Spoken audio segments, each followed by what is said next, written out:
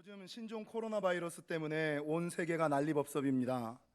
안타깝고 조심스러운 것은 이러한 사태로 말미암아 경제계뿐만 아니라 정치계, 우리 양기대 시장님 오셨는데, 이게 단순하게 질병의 문제가 아니라 경제에 영향을 미치고 정치에 영향을 미치고 끝에는 어디에 영향을 미치느냐? 종교계에도 영향을 미칠 수가 있다는 거죠.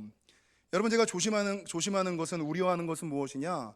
이번 사태로 말미암아 한국교회 성도들의 주일 성수 신앙이 흔들리지는 않을까, 이거에 대해서 참 걱정을 많이 하고 있는데요.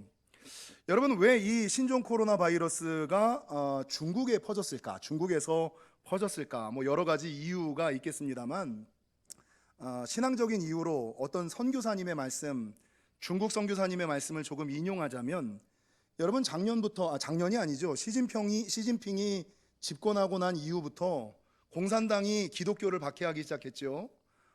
교회들을 폐쇄하기 시작했고요. 십자가를 철거하기 시작했고, 이제는 크리스마스에 캐롤을 부르지 못할 뿐만 아니라 교회 안에서 찬양을 부르지 못하도록. 여러분, 얼마 전에는 중국 기독교의 아주 영적인 지도자라고 얘기하는 목사님이 구속됐고요. 작년 미국의 크리스천 포스트지가 비터 윈터 매거진을 통해서 보도한 보도에 의하면 시진핑이 중국에 있는 교회에 명령을 하나 내렸는데, 그게 뭐냐? 10계명을 시진핑의 연설로 대치하라. 이게 있을 수가 있는, 10계명을 시진핑의 연설로 대체하라라는 명령이 내려와서 실제적으로 2015년 중국 허난성 지역의 교회들이 10계명을 대신하여 시진핑의 중국 허난성에 있는 교회들이 10계명을 대신하여 2015년 시진핑의 연설을 대신 교회 안에서 선포하는 일들이 있었다. 여러분, 성경의 마지막 경고가 뭔지 아세요? 성경이 창세기에서부터 창세기 1장에서 요한계시록 22장에서 끝나는데, 성경의 마지막 경고가 무엇이냐면 요한계시록 22장 18절과 19절, 내가 이 두루마리의 예언의 말씀을 듣는 모든 사람에게 증언하노니 만일 누구든지 이것들 외에 더하면 하나님이 이 두루마리에 기록된 재앙들을 그들에게 더하실 것이요, 만일 누구든지 이 두루마리의 예언의 말씀에서 제하여 버리면 하나님이 이 두루마리에 기록된 생명나무와 및 거룩한 성의 참여함을 제하여 버리시리라. 그러니까 여러분, 교회 안에 정치가 들어와서 10계명을 시진핑의 연설로, 지금 공산당 북한의 주체사상처럼 10계명을, 사도신경을 이걸 다 바꾸는 시대. 어찌됐건 바라는 것은 우리 영지교회가 이 시기에도 불구하고 고센의 은혜와 유월절의 축복이 넘치시기를.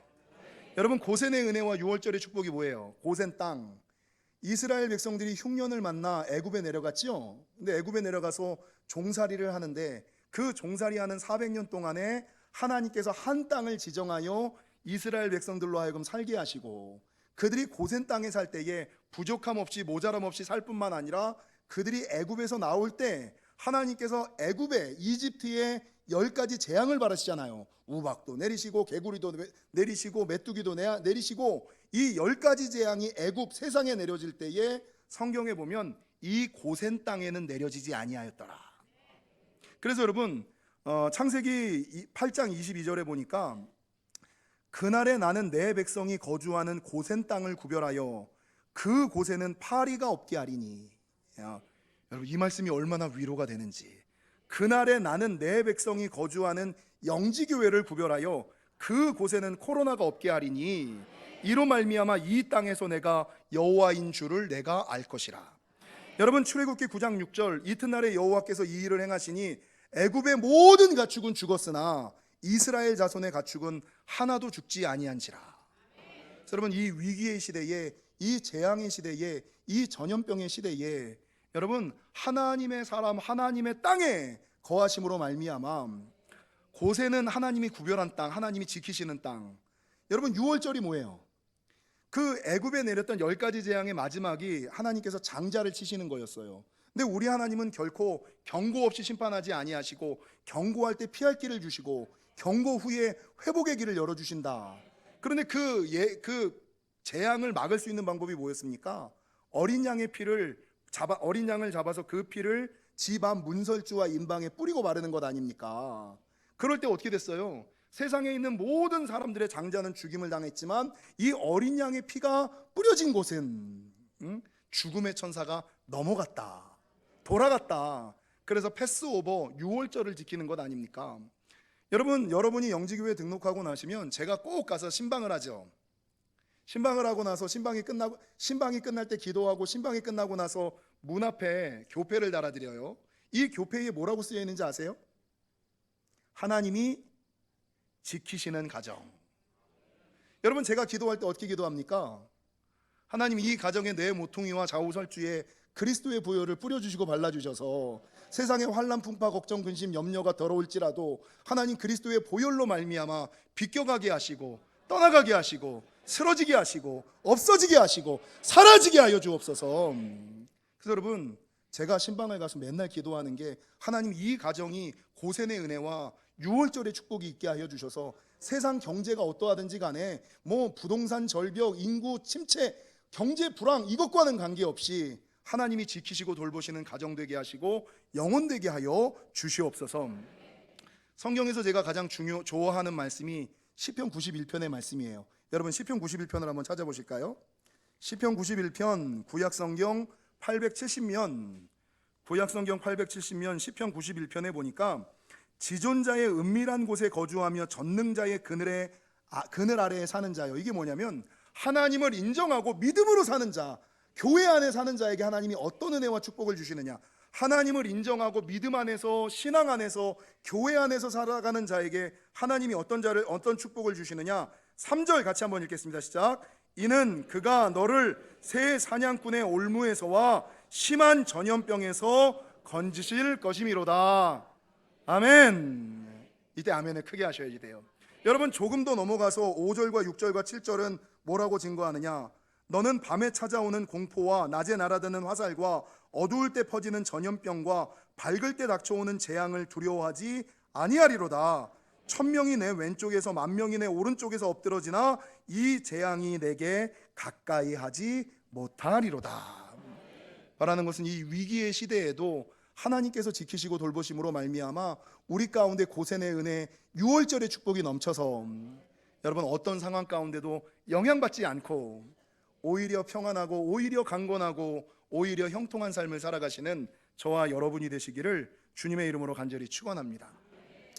여러분, 오늘 본문은 교회의 재직들이 어떻게 영혼과 교회를 섬겨야 할 것인가에 대한 말씀. 우리 양기대 시장님 오셨는데, 전 시장님 오셨는데, 국회의원 되시면 이렇게 국민들을 섬기시고 나라를 섬기셔야지 돼요. 성경에서 말하는 4가지 교훈이 무엇이냐. 여러분, 오늘 이 베드로전서 5장에서는 무엇을 말씀하느냐. 하나님의 사람이 교회 안에서 하나님의 일을 감당할 때 이렇게 섬겨야지 된다. 그래서 마지막 주님이 오실 때 하나님께서 영원한 영광을 주는 사람들이 있다. 여러분, 교회 안에서 제가 자주 하는 말이 무엇입니까? 교회의 일은 하는 게 중요하지 않아요. 뭐가 중요해요? 어떻게 하느냐, 왜 하느냐가 중요한 거예요. 여러분, 예배하는 것도 예배 드리는 게 중요하지 않아요. 기도하는 게 중요하지 않아요. 어떻게 예배 드렸느냐, 왜 기도하느냐, 이게 중요한 거예요. 그러니까 교회 안에 있는 사람들이 나는 교회 일을 한대, 나는 하나님의 일을 한대. 근데 마태복음에서 뭐라 그래요? 마지막 날 주님이 내가 너를 도무지 알지 못하노라. 내가 주님의 이름으로 선지자 노릇하고 내가 주님의 이름으로 귀신도 쫓았는데, 문제는 주님이 마지막 날 나는 너 모르는, 너 누구니? 네가 목사였어? 네가 권사였어? 어이구, 네가 안수집사. 야, 얘 내 이제 알았다. 여러분, 마지막 때에 영원한 영광을 누리는 사람이 있는가 하면 오히려 하나님께서 외면하는 사람들이 있다는 거죠. 그래서 오늘 본문에서는 하나님의 사람들이 하나님의 일을 감당할 때 그냥 자기 생각과 뜻대로 가는 것이 아니라 마지막 때 영광을 주는 사람들은 영혼을 어떻게 섬기는지, 하나님을 어떻게 섬기는지를 말하고 있는데, 난방을 좀 꺼주세요. 여러분, 오늘이 영지교회 재직을 선출하는 날이에요. 안수집사, 권사, 장로님을 선출합니다. 교회의 기준, 난방을 좀 꺼주세요. 안수집사와 권사는 어떤 기준으로 선출하죠? 자원하는 자, 결심한 자. 그래서 여러분, 오늘 안수집사님이 되시겠다고, 권사님이 되시겠다고 자원하신 분이 안수집사님이 6분, 권사님이 19분이셨어요. 이분들이 하나님 앞에서 자원하고 결심하고 서약하고 내가 이제부터는 하나님의 일을 하겠습니다. 내가 이제부터는 세상 일보다 교회 일을 우선하겠습니다. 조금 부족하고 모자라도 하나님 앞에서 기도하고 감동받아 자원하고 결심하여 신청서를 내신 분들이라고요. 그러니까 여러분, 이분들은 어떻게 해야 됩니까? 동그라미를 쳐야 돼요, 말아야 돼요? 예. 조금 부족해도 조금 모자라도 하나님의 일을 하겠다는데 동그라미를 쳐드려야죠. 그러면 권사와 안수 집사님은 당회의 추천을 받았기 때문에 다 동그라미를 치시면 돼요. 보시면 안수 집사와 권사는 사진이 다 있고 글씨가 있어요. 근데 문제는 무엇이냐? 이 장로가 문제거든요. 장로님은 사진이 없어요. 이름이 없어요. 그래서 일부에 여러분 투표를 했는데 일부에 많은 사람들이 투표용지를 넣길래 야, 나는 많이 쓰나 보다 라고 생각을 했는데 전도사님한테 물어보니까 다 빈 용지를 쓰셨다는 거예요. 그러시면 안 되고요. 나는 누구 잘 모른다. 장로는 어떤 기준으로 뽑느냐? 첫 번째, 존경할 만한 분. 두 번째, 내가 존경할 만한 분이니까 순종할 만한 분. 여러분, 하나님께서 세우시고 사람들이 뽑아준 사람 아니에요. 그러니까 하나님의 권위에 인정하여 그 장로님이 얘기하는 것을 순종해야지 돼요. 따라가야지 돼요. 세 번째가 있습니다. 세 번째 기준이 뭡니까? 교회에 도움이 될 만한 사람. 그 사람이 장로가 됐을 때 교회에 마이너스가 될 것 같아. 목사님이 힘들 것 같아. 이런 사람은 뽑으시면 안 돼요. 그래서 이 사람이 장로가 되면 교회에 도움이 되고 영혼들에게 유익이 되겠다. 네 번째 기준이 뭔지 아세요? 큰 흠이 없고. 이 큰 흠이라는 건 뭐예요? 모든 사람들이 흠은 있어요. 근데 문제는 그 작은 흠들은 그냥 다 이해해 줘야지 되는 거예요. 근데 큰 흠만 없으면 돼. 근데 그 중에 큰 흠이 없고 또 한 가지가 뭐냐면 권사와 안수 집사는 평균 60점만 돼도 될 수 있어요. 근데 장로님은 평균 60점만 돼서는 될 수 있는 자리가 아니에요. 그러면 어떻게 해야지 되느냐? 큰 흠이 없을 뿐만 아니라 한 가지 탁월한 신앙의 장점이 있어야지 돼요. 그래서 그 사람을 딱 떠올릴 때 그분은 순종의 사람, 그 사람은 예배드리는 사람, 그분은 기도하는 분이지, 그분들은 영혼을 잘 섬기는 분이지, 그 사람들은 나누는 걸 잘해. 뭐 자기가 갖고 있는 거 맨날 자기 혼자 먹는 게 아니라 막 이 사람 저 사람 나눠주는 걸 잘해. 그 사람은 순종의 사람이야. 한 가지 탁월한 신앙의 모습이 있는 사람들, 이 사람들을 쓰시면 되고요. 이따 제가 팁을 하나 드릴 텐데 빈용지로 내지 마시고 권사님, 안수 집사님 1월 1일 날 나눠드렸던 우리 재직표 있죠? 재직표를 보고 좀 쓰시고요. 정 없으시면 오늘 PPT에 나오는 안수 집사 후보, 권사 후보에서 쓰셔도 돼요. 그렇게 해서 여러분 장로님을 좀 선출해 주시기를. 어찌됐건 요거는 교회의 기준이었고, 오늘 베드로전서에서 얘기하는 네 가지 기준이 있어요. 하나님의 사람은 영혼을 이렇게 섬겨야지 되고 하나님의 사람은 교회를 이렇게 섬겨야지 된다. 첫 번째가 뭐냐면 오늘 베드로전서 5장 2절에 보니까 성경은 뭐라고 증거하느냐? 너희 중에 있는 하나님의 양무리를 치되 억지로 하지 말고 하나님의 뜻을 따라 하라. 그래서 여러분, 하나님의 뜻을 따라 일을 감당할 사람들, 제가 아까 잠깐 얘기했습니다만 교회 안에서 사람들이 일을 하면서 문제가 생기는 것은 무엇이냐? 자기는 하나님의 일을 한다라고 얘기하는데 하나님의 방법대로 안 하는 거예요. 그리고 자기의 생각과 자기의 방법을 따라 자기 형편에 맞게끔 하는 게 문제인 거예요. 근데 성경에서 마지막 날 하나님께서 영원한 영광과 축복을 주시는 사람은 어떤 사람이냐? 내 뜻과 내 생각과 내 방법과 내 형편에 맞게끔 하나님의 일을 감당하는 사람이 아니라 하나님의 뜻에 맞게 하나님의 일을 하는 사람. 여러분, 예수님께서 겟세마네 동산에서 마지막 하셨던 기도가 뭐예요? 아버지, 내 뜻대로 마옵시고 아버지의 원대로 하옵소서. 내 뜻이 있어. 근데 내 뜻대로 하는 것이 아니라 누구 뜻대로 해야지 돼요? 하나님의 뜻대로 하는 것이다. 성경에 보면 조금 위험한 말씀이 하나 있는데 그냥 새겨 들으세요. 마태복음 7장 21절에 보니까 나더러 주여 주여 하는 자마다 다 천국에 들어갈 것이 아니요 다만 하늘에 계신 내 아버지의 뜻대로 행하는 자라야 들어가리라. 이게 무슨 말이에요? 뒤집으면 하나님의 일을 하기는 하는데 하나님의 뜻대로 안 하는 사람은 천국에 못 들어갈 수 있다. 여러분, 하나님의 일을, 직분을 감당하기는 해. 근데 내 뜻대로 하는 사람들이 있어요. 하나님의 뜻대로 행하는 자라야 천국에 들어갈 수 있다. 마태복음 12장 25절, 누구든지 하늘에 계신 내 아버지의 뜻대로 하는 자가 내 형제요 자매요 어머니니라. 그러니까 하나님의 뜻대로 하는 사람은 주님이 형제와 자매로 하나님의 사람으로 인정해 주는데, 하나님의 뜻대로 하지 않고 자기 뜻대로, 자기 생각대로, 자기 방법대로 하는 사람들은 어때요? 너는 내 가족 아니고 천국에 들어갈지 안 들어갈지 몰라, 이렇게 얘기한다는 거죠. 그래서 여러분, 하나님의 일을 할 때 우리가 기억해야 되는 첫 번째, 내 뜻과 내 생각과 내 방법대로 감당하는 것이 아니라 하나님의 뜻대로 감당하시는. 두 번째가 뭐냐? 오늘 5장 2절에 보니까 하나님의 뜻을 따라 어떻게 하라고요? 옆 사람이랑 인사하겠습니다. 자원하여 합시다. 여러분, 출애굽기 35장 21절에 보면 무릇 마음이 감동된 자와 무릇 자원하는 자가 와서 성막을 짓기 위하여 그 속에서 쓸 모든 것을 위하여 거룩한 옷을 위하여 예물을 가져 여호와께 드렸으니. 여러분, 교회의 첫 모습이 성막이에요. 근데 성막은 누구들을 통하여 지어졌는지 아세요? 자원하는 자들을 통하여 지어진 거예요. 그러니까 교회의 일은요, 하나님의 일을 제가 할게요. 부족하고, 권사님과 장로님들이, 권사님과 안수 집사님들이 이러잖아요. 부족하고 모자르지만 그래도 제가 하겠나이다.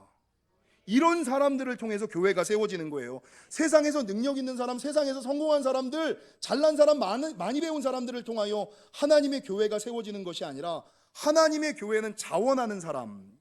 창세기 37장에 보면 야곱이 자기의 자녀들에게 누가 형제들에게 갈까라고 이야기할 때 창세기 37장 13절에 보니까 요셉이 이 야곱에게 손을 들고 뭐라 그러냐면, 요셉이 아버지에게 대답하되 내가 그리하겠나이다. 여러분, 성경에 보면 이스라엘의 12지파 중에 가장 복을 많이 받았던 지파가 유다 지파와 레위 지파잖아요. 근데 유다 지파가 복받은 하나님의 훌이 유다 지파를 통하여 첫째나 둘째나 셋째를 통하지 않고 넷째를 통하여 하나님의 은혜와 축복이 흐르게 된 이유가 뭔지 아세요? 여러 가지 이유가 있겠습니다만, 이스라엘 백성들이 광야에 처음 나왔을 때 진을 치고 광야를 행진해야 되잖아요. 그런데 아무도 앞에 서려고 안 해. 앞에 서면 어떻게 돼요? 그 모진 먼지와 바람 다 맞아야지 돼. 군인들이 쳐들어오면, 적군들이 쳐들어오면 제일 먼저 어려움을 당해. 앞장서면 교회 안에서 제일 세상의 처세술이 교회 안에서 없어져야지 되는 거. 남편들이 이런 얘기 많이 하죠. 야, 적당히 믿어. 그 가운데서 믿어. 나서지 마. 이게 여러분 사단의 속삭임이에요.